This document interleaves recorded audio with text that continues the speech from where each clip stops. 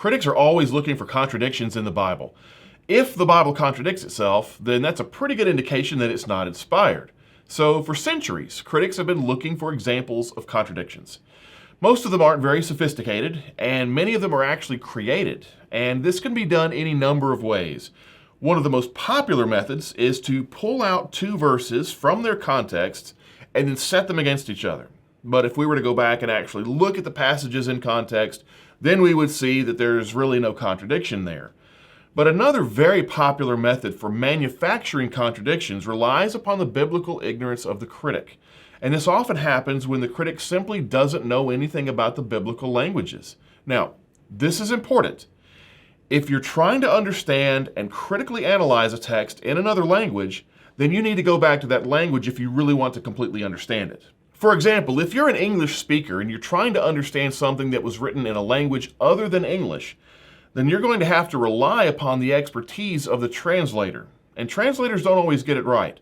They have to make a lot of decisions when it comes to translating a text from one language into another because same words in different languages may not always have exactly the same meaning. And there are other problems with idioms and other expressions, compound words, verbs that require a specific preposition, and untranslatable words, among other things. All of these are common problems that occur when trying to translate something from one language into another.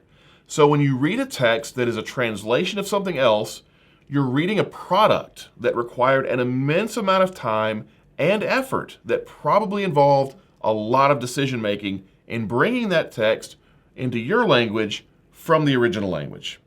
Now, biblically speaking, some translation decisions aren't quite as precise or as nuanced as we'd like. That's why it's so important to be ready to go back to the original biblical languages. One example of where we need to do this appears in Leviticus chapter 11, verses 13 to 19. Here the text refers to a list of birds, that's the English translation, and this list includes a bat. And these you shall detest among the birds. They shall not be eaten. They are detestable.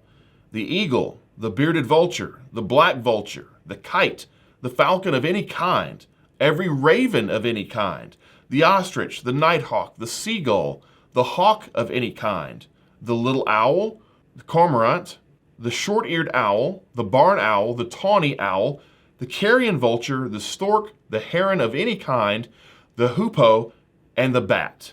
As we all know, a bat is a mammal, and a bird is an avian.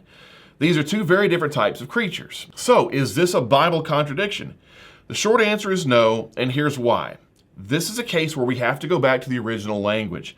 So the word translated as bird in verse 13 is actually the Hebrew word oph, which refers also to flying animals or to animals with wings. And this word is applied to a variety of different creatures in this very chapter, including bats, birds, and insects like locusts, crickets, and grasshoppers.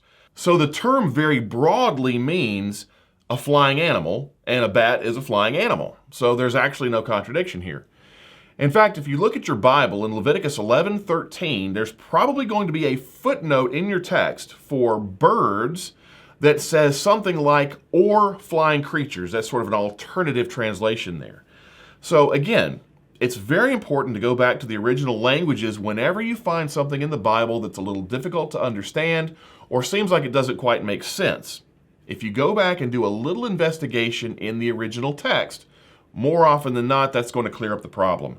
Because these kinds of problems were not the result of inaccuracies on the part of the biblical authors. They're the result of misunderstanding on the part of modern critics who, unfortunately, often seem to be too lazy to actually read the Bible before they criticize it.